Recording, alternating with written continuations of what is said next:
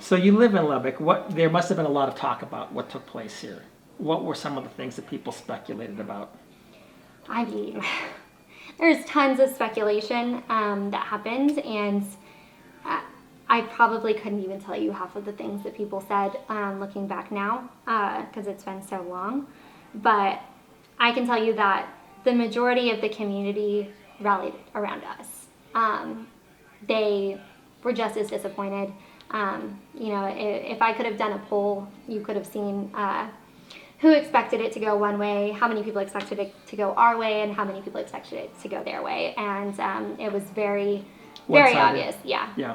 So there was speculation about, was it a planned situation? So did they lure him there? Yeah. Like all of these different speculations, and I can't speak to any of that. Right. But I do know that people watched the video with their own eyes and came to their own conclusion. Right. And 90% of the people I've spoken with have come to the conclusion that disagrees with the decision that the police and the Attorney General's office made. So tell me about the Attorney General, how they got involved with it, because you have judges here, but how did the district attorney here I would think would be involved or something like that. So how is it that the Attorney General's office got involved? Well, the third party that we've spoken about that wielded the weapon was currently at the time married to a district judge, regional judge, district judge, one of the two, was married to a district judge. So wait a minute, let me get this right then. He was married to a judge, but he was seeing Chad's ex-wife at the same time? They had legally separated in September, I believe. Okay. So they, had separated, had filed for divorce, but at the time was still married to the judge. Okay. Yeah. And I could maybe speculate that they knew each other for a longer time than that, but you don't? Yeah. Yeah. Okay, so again, tell me how the Attorney General got involved, the Office of the Attorney General. Yeah, so because he was married to a district judge at the time, and honestly, just the connections he has here in town in general, I think, had a lot to do with it. She chose to recuse herself. Yeah.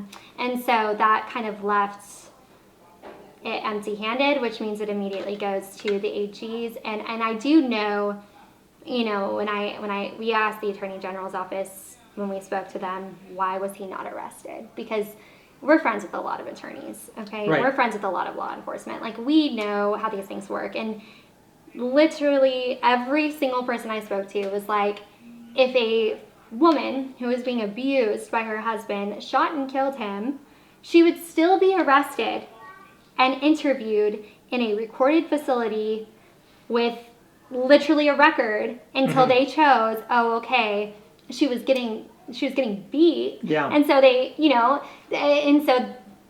and I asked the AG, why was he not arrested? And their answer was, we have no idea.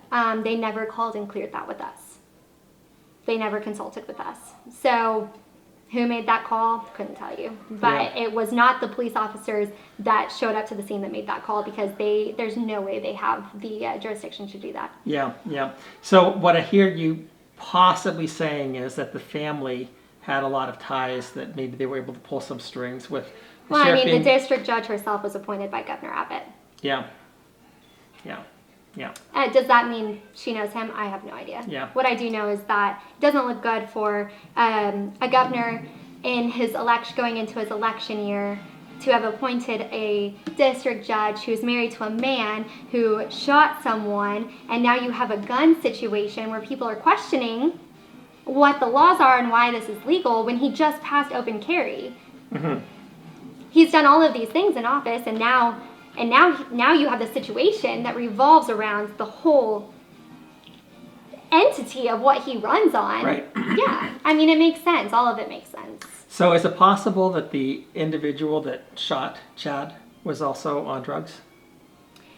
I can't speculate on that. Have there been rumors? Absolutely. Are there people who are close that have said things to us that yes, but I don't know. He was never tested because he was never arrested. Yeah, yeah. Call 911. Call 911. I have it on video, Kyle. You did it, not him. I told all of y'all to leave. We came to get his son. He's not here. She This should is have my told place that. of employment. She should have told that. None of y'all should be here. None of y'all should be here. I asked you to leave. I did everything. I did not want to do any of this. 911. Kyle Carruth shot my husband.